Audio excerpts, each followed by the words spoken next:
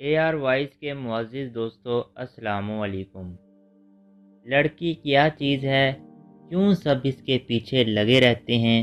وہ جو دنیا میں پہلے ہی اس قدر تکلیفیں برداشت کر رہی ہے، اس کو کیوں یہ لڑکے مزید دکھ دیتے ہیں؟ اس کا پیچھا کر کے، اس کو تنگ کر کے، اس کو بلیک میل کر کے وغیرہ وغیرہ۔ اکثر کہا جاتا ہے کہ عورت کمزور ہے، لیکن اگر دیکھا جائے تو وہ زیادہ مضبوط ہے۔ بے شک عورت مرد سے زیادہ مضبوط ہے۔ میں نے اپنی آنکھوں کے سامنے بہت سے ایسے کیسز دیکھے ہیں جہاں مرد مضبوط ہونے کے باوجود اپنی ذات پر ایک لفظ بھی برداشت نہیں کر پایا، اور عورت کمزور ہونے کے بعد بھی تھپڑ کھا کر بھی چپ چاپ ہی بیٹھ جاتی ہے۔ ویسے بھی عورت کو اور عورت کی زندگی کو دیکھا جائے تو یہی بات واضح ہوتی ہے کہ عورت کا مقام مرد سے بہت زیادہ ہے۔ مرد عورت کے سامنے کچھ بھی نہیں۔ اگر آپ عورت کو کچھ بھی دو گے تو وہ اس کو بڑھا چڑھا کر واپس لٹائے گی۔ مثلاً اگر آپ نطفہ بھی دو گے تو وہ آپ کو ایک ننھی سی جان واپس کرے گی۔ اگر آپ اس سے محبت کا اظہار بھی کرو تو وہ آپ کی خاطر اپنی جان لٹائے گی۔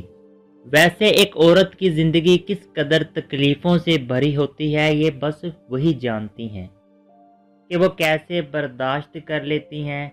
سارا دن کام کرنا، اپنی پڑھائی اور پھر گھر کا کام، اور پھر کچھ عرصے کے بعد اپنا سب کچھ، اپنا کمرہ، اپنے دوست و احباب اور یہاں تک کہ اپنے والدین، بھائی بہن، سب کچھ چھوڑ کر ایک بعض اوقات انجان شخص کے لیے چلے جانا، اپنی کشتیاں جلا کر اس کو سب کچھ مان لینا۔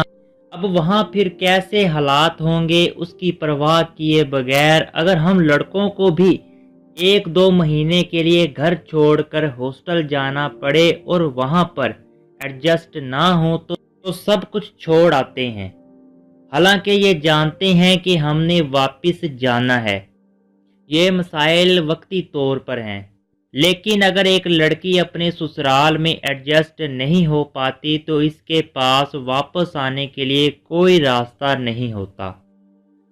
وہ تو کشتیاں جلا کر اپنی زندگی کسی اور کے نام سپرد کر چکی ہوتی ہے، اور یہاں تک کہ اس کا نام بھی بدل چکا ہوتا ہے۔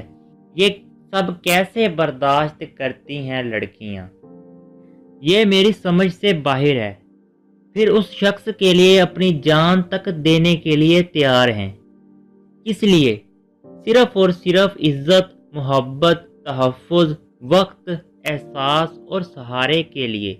اور ایک مرد ہو کر بھی کوئی یہ نہ دے سکے اس کو جس کا تمہارے بغیر اب تقریباً کوئی نہیں، تو میرے خیال میں وہ مرد ہی نہیں۔ پرانے بزرگوں نے لکھا تھا کہ عورت مرد کی پسلی سے بنائی گئی ہے۔ آج کل کے لوگ اس کا ترجمہ کرتے ہیں کہ وہ ٹیڑھی ہی رہے گی ہمیشہ۔ نہیں، بزرگوں کا مطلب تھا کہ عورت کو اس کی پسلی سے بنایا گیا کہ مرد اس کو اپنے سینے سے لگا کے رکھے، نہ تو اس کو سر پہ چڑھائے اور نہ ہی قدموں تلے روندے۔ اس قدر بے بس اور تکلیفوں سے بھری زندگی کے لیے ایک لڑکی کی شادی کے بعد ایک لڑکی کے خواب کس طرح توڑ کر اس کے منہ پر مارے جاتے ہیں، اور اولاد کی پیدائش کے بعد ان تکلیفوں کو الفاظ میں بیان نہیں کیا جا سکتا۔ سمجھ میں نہیں آتا کہ کیسے وہ نازک سی معصوم سی لڑکیاں جو کوکروچ دیکھ کر چیخ کر بھائی کو بلا لیتی ہیں، کیسے یہ سب برداشت کرتی ہیں، کیسے ان مقامات سے تنہا گزر جاتی ہیں جہاں پر ان کے مضبوط بھائی بھی گھٹنے ٹیک دیں۔ چلو مان لیتے ہیں کہ ان کو اس کی عادت ہو جاتی ہے، لیکن پھر بھی تکلیف ہوتی ہے۔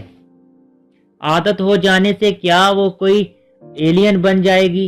ہرگز نہیں، وہ بھی انسان ہے، ان کی بھی خواہشات ہیں۔ آخر کیسے وہ یہ سب برداشت کر لیتی ہیں؟